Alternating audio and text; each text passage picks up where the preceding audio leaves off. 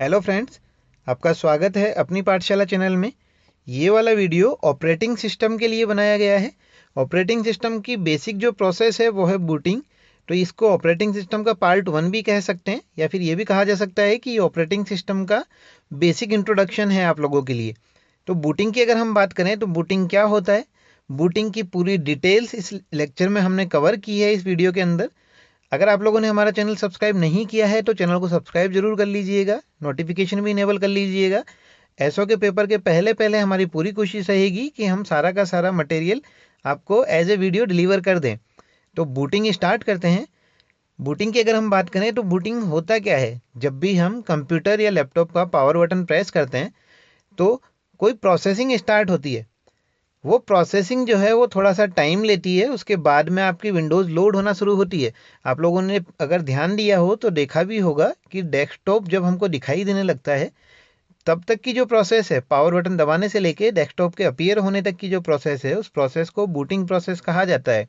अच्छा, अगर ये बात की जाए कि बूटिंग होता क्या है तो काफ़ी सारी चीज़ें साथ ही साथ दिमाग में ये भी आती है कि कंप्यूटर की वर्किंग कैसे होती होगी। सबसे पहले लोड क्या होता है, या फिर ऑपरेटिंग सिस्टम क्या होता है। तो कंप्यूटर की अगर वर्किंग की बात करें कि कंप्यूटर काम कैसे करता है, तो इस चीज़ को अगर हम देखें तो कंप्यूटर के अंदर हार्डवेयर और सॉफ्टवेयर दोनों के दोनों पार्ट साथ में कंबाइन होके चलते हैं हमेशा। तो कंप्यूटर जो काम करना स्टार्ट करता है वो सॉफ्टवेयर और हार्डवेयर दोनों के साथ में कंबाइन होके काम करना स्टार्ट करता है। अगर हम ये बात करें कि पहले लोड होता क्या है, तो अगर हम ये देखें तो कंप्यूटर जो है हमारा वो सिर्फ और सिर्फ हार्डवेयर है। मेन चीज़ जो हमको चाहिए वो ये कि इस हार्डवेयर को सपोर्ट करने वाला कोई सॉफ्टवेयर होना चाहिए। अच्छा, वो सॉफ्टवेयर जो होगा वो किस तरीके का सॉफ्टवेयर होगा। सॉफ्टवेयर का बेसिक अगर आपको पता हो तो सॉफ्टवेयर दो तरीके के होते हैं, या तो वो होगा एप्लीकेशन सॉफ्टवेयर या फिर होगा सिस्टम सॉफ्टवेयर। तो यहाँ पे हम लोगों को इनिशलाइज किस चीज़ को करना है, हार्डवेयर को इनिशलाइज करना है। तो हमको जो सॉफ्टवेयर चाहिए वो कौन सा सॉफ्टवेयर चाहिए होगा, वो वाला सॉफ्टवेयर जो हार्डवेयर को इनिशलाइज करने का काम करता हो या जो हार्डवेयर के साथ मिलके काम कर सके। तो वो वाला सॉफ्टवेयर हमेशा कौन सा होगा, सिस्टम सॉफ्टवेयर। तो अगर आपसे कभी पूछ लिया जाए कि कंप्यूटर को जब स्टार्ट किया जाता है तो सबसे पहली चीज़ लोड क्या होती है, तो वो है आपका सिस्टम सॉफ्टवेयर। मतलब एक सॉफ्टवेयर होगा जो लोड होना स्टार्ट होगा, और वही जो सॉफ्टवेयर है उसी को ही ऑपरेटिंग सिस्टम कहा जाता है। अगर बात की जाए कि ऑपरेटिंग सिस्टम क्या होता है, तो ऑपरेटिंग सिस्टम सिर्फ एक इंटरफेस होता है यूज़र और मशीन के बीच में, जिसके थ्रू एक यूज़र एक मशीन को यूज में ले पाता है। कंप्यूटर की अगर हम बात करें, या मोबाइल की, या फिर लैपटॉप, या फिर टैबलेट, या किसी भी ऐसे डिवाइस की जिसको आप लोग डिजिटली इंटरेक्ट कर पा रहे हैं, जिसमें कोई डिजिटल इंटरफेस आपको गिवन है, तो हमेशा वहाँ पे एक ऑपरेटिंग सिस्टम रहेगा जिसकी वजह से हम उसको यूज में ले पाते हैं। अच्छा, ये क्वेश्चन भी पूछ लिया जाता है, ऑपरेटिंग सिस्टम जो है आपका ये सिस्टम सॉफ्टवेयर की कैटेगरी में आता है, जो डायरेक्टली अटैच होता है आपके हार्डवेयर के साथ में। यहाँ तक समझ आया होगा। बूटिंग की अगर हम बात करें तो बूटिंग को कंप्यूटर का स्टार्ट भी कहा जाता है, मतलब स्टार्टिंग ऑफ कंप्यूटर भी इसको कहा जाता है। इनिशियलाइजेशन भी कहा जाता है इसको ऑपरेटिंग सिस्टम का। बूटिंग जो है वो ये भी बोला जाता है कि booting is a process of initialization of operating system. Next चीज़ अगर हम देखें तो ये ऑपरेटिंग सिस्टम को लोड करता है। ये चीज़ अच्छे से याद रखिएगा कि बूटिंग प्रोसेस जो है वो ऑपरेटिंग सिस्टम को ही लोड करता है। काफ़ी सारे लोगों के दिमाग में एक कन्फ्यूजन रहता है, कहीं पे गलत पढ़ लिया हो या फिर गलत सुनने में आ गया हो, तो ये चीज़ रहती है कि पहले नंबर पे कुछ और ही लोड होता है, जबकि ये चीज़ हमेशा ध्यान रखिएगा कि पहले नंबर पे आपका ऑपरेटिंग सिस्टम की वो वाली फाइल्स लोड होंगी जो बूटिंग के लिए रेस्पॉन्सिबल है। अच्छा, उन फाइल्स की अगर हम बात करें तो वो फाइल्स होती कहाँ पे, सेकेंडरी स्टोरेज में स्टोर होगी।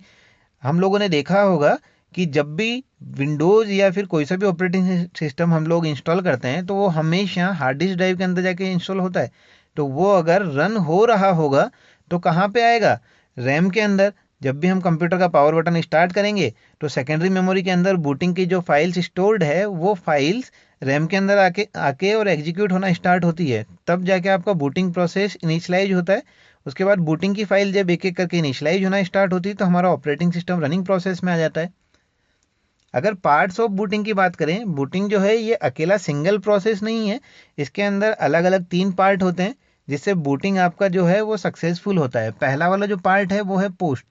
पोस्ट जो होता है ये है power on self test. Power on self test के अंदर होगा क्या, ये चेक करता है कि आपका जो हार्डवेयर है, जो हार्डवेयर आपको बूटिंग के लिए चाहिए, वो अभी वर्किंग मोड पे है या नहीं है। बूटिंग की अगर हम बात करें कि क्या क्या चीज़ें हमको चाहिए होगी, एक तो वो चीज़ जहाँ पे हमारा हार्डवेयर, जहाँ पे हमारा ऑपरेटिंग सिस्टम स्टोर्ड है, मतलब हार्ड डिस्क ड्राइव। सेकंड जो हमको रिक्वायरमेंट होगी वो होगी प्राइमरी मेमोरी की, मतलब कि रैम। क्यों? क्योंकि हार्ड डिस्क को आप डायरेक्ट एक्सेस नहीं कर सकते हैं जब तक आपका ऑपरेटिंग सिस्टम लोड ना हो। तो प्राइमरी मेमोरी के अंदर बूटिंग की कुछ फाइल्स स्टोर्ड होती है। प्राइमरी मेमोरी के कौन से वाले पार्ट में? रोम के अंदर, रीड ओनली मेमोरी के अंदर। वहाँ पे बूटिंग की कुछ फाइल्स इंस्टॉल होती है। जैसे ही हम कंप्यूटर का पावर बटन स्टार्ट करते हैं तो रोम के अंदर से वो फाइल एग्जीक्यूट होना स्टार्ट होती है। वो फाइल्स हार्ड डिस्क ड्राइव के अंदर से जो बूटिंग के लिए रेस्पॉन्सिबल फाइल्स है, उन फाइल्स को लेके आती है प्राइमरी मेमोरी, जो है आपकी रैम, उसके अंदर लेके आती है और ये फाइल एग्जीक्यूट होना स्टार्ट होती है। अच्छा, ये सारा का सारा जो काम है, रोम वाला वर्क तो हमेशा फिक्स रहेगा, ये तो होना ही है। इसके बाद वाला जितना भी काम है ये प्रोसेसर की हेल्प से किया जाता है। तो जो भी आपका पावर ऑन सेल्फ टेस्ट है, इसका मेन काम क्या है कि जो भी कंपोनेंट बूटिंग के लिए रिक्वायर्ड है, ये उसको चेक करेगा। चेक करने के बाद में अगर सारे के सारे कंपोनेंट्स वर्किंग में होंगे तो पोस्ट टेस्ट जो होगा वो सक्सेसफुल हो जाएगा और आपकी बूटिंग प्रोसेस आगे स्टार्ट कर दी जाएगी। अगर कोई सा भी कंपोनेंट मिसिंग होता है, जैसे मान लीजिए रैम मिसिंग है या फिर हार्ड डिस्क हमने अटैच नहीं की हुई है, या फिर मान लीजिए हार्ड डिस्क तो है लेकिन उसमें ऑपरेटिंग सिस्टम ही नहीं डला हुआ है, तो पोस्ट जो आपका होगा वो पहली स्टेज पे ही आपका कैंसिल हो जाएगा। तो उसके बाद में बूटिंग प्रोसेस जो होगा वो पूरा बूटिंग प्रोसेस कैंसिल हो जाएगा। अगर पोस्ट सक्सेस होता है तो सेकंड नंबर पे आपका रन होता है बायोस, जिसको बोला जाता है बेसिक इनपुट आउटपुट सिस्टम। अच्छा, बायोस का जो मेन काम है वो है डेटा के फ्लो को कंट्रोल करना, ऑपरेटिंग सिस्टम और इससे जुड़ी हुई डिवाइसेज के साथ में। अच्छा, आप लोगों ने देखा होगा बायोज, जब कंप्यूटर को हम स्टार्ट करते हैं तो एक ब्लू स्क्रीन हमको दिखाई देती है। जब भी हम बायोज की सेटिंग्स में जाएंगे तो काफ़ी सारे वहाँ पे ऑप्शंस हमको मिल जाते हैं। उन ऑप्शंस के थ्रू आप लोग जो बूटिंग है उसको इनिशियलाइज कर सकते हैं कि किसके थ्रू आपको बूटिंग करनी है। आपको वो यूएसबी ड्राइव के थ्रू करनी है, आपको हार्ड डिस्क ड्राइव के थ्रू करनी है, किसी सीडी के थ्रू करनी है, या फिर नेटवर्क के थ्रू करनी है।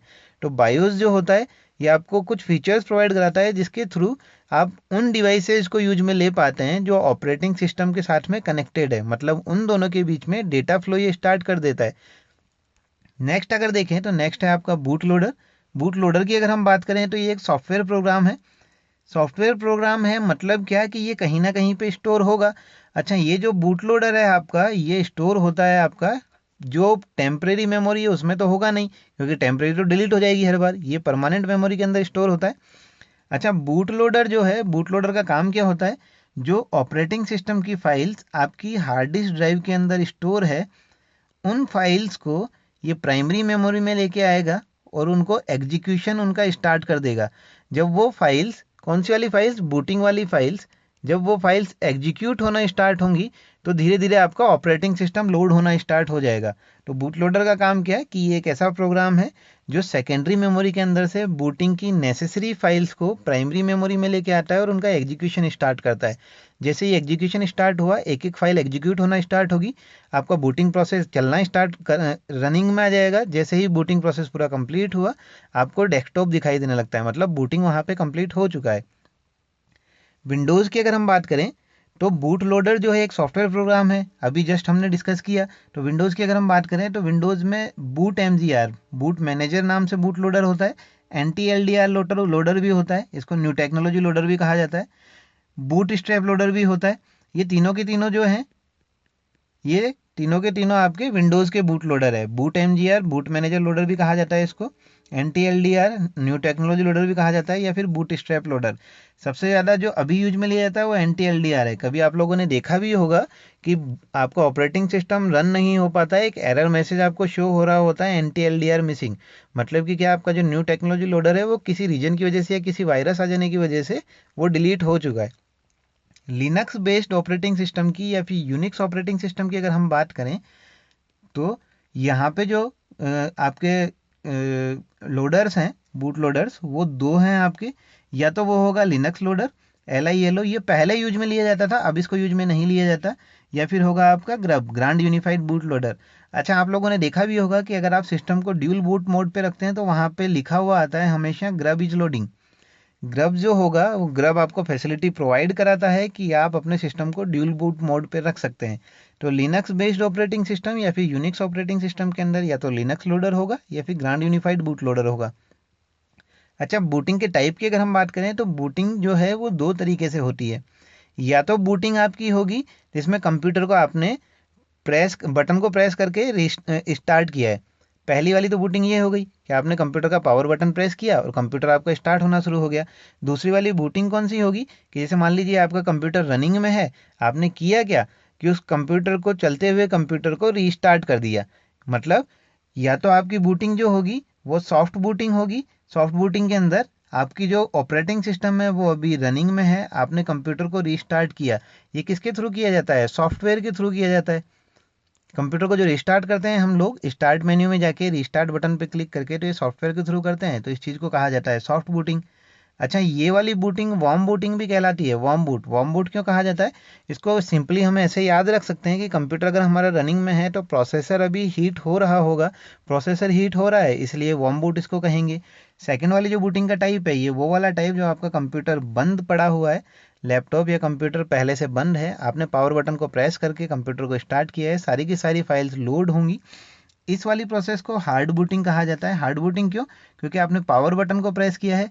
पावर बटन जो है वो कौन सी डिवाइस की कैटेगरी में आएगा? हार्डवेयर होगा कुछ ना कुछ, तो इसको हार्ड बूटिंग कहा जाता है। अच्छा, इसको कोल्ड बूट के नाम से भी जाना जाता है। कोल्ड बूट क्यों?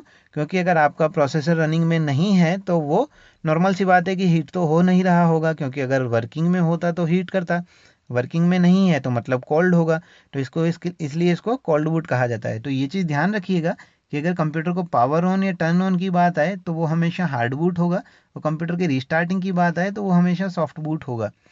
यहाँ तक आपको समझ आया होगा। ये कंप्यूटर की पूरी बूटिंग प्रोसेस है। इसमें से काफ़ी सारे क्वेश्चंस बन जाते हैं, बूटिंग के नाम पूछ लिए जाते हैं। जो ये वार्म बूट और कोल्ड बूट है, इसको अच्छे से देख लीजिएगा, ये नाम पूछ लिए जाते हैं।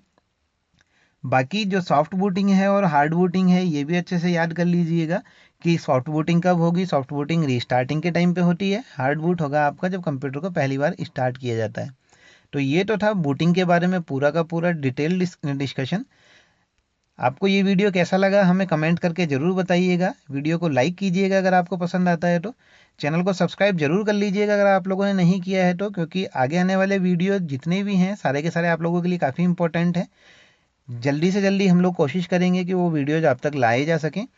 अपने फ्रेंड्स को ज़रूर शेयर कीजिएगा और नोटिफिकेशन ज़रूर इनेबल कर लीजिएगा। बाकी हमको कमेंट करके ज़रूर बताइएगा कि आपको वीडियो कैसा लगा। ऑपरेटिंग सिस्टम का जो नेक्स्ट वीडियो है वो जल्द ही हम लोड कर देंगे।